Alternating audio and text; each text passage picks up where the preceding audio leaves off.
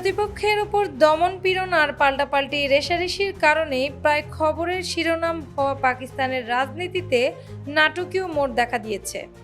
পাকিস্তানের প্রধানমন্ত্রী শেহবাজ শরীফের সঙ্গে আলোচনায় রাজি হয়েছেন দেশটির প্রধান বিরোধী নেতা ইমরান খান।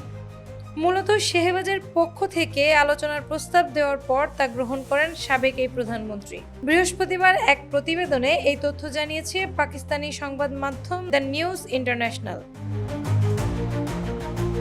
সংবাদ মাধ্যমটি বলেছে, পাকিস্তানের রাজনীতিতে নাটকীয় মোড় দেখা দিয়েছে। পাকিস্তান তেহরিক-ই-ইনসাফ বা পিটিআই প্রতিষ্ঠাতা এবং কারাবন্দী সাবেক প্রধানমন্ত্রী ইমরান খান প্রধানমন্ত্রী শেহবাজ শরীফের দেওয়া আলোচনা প্রস্তাবে সম্মতি দিয়েছেন।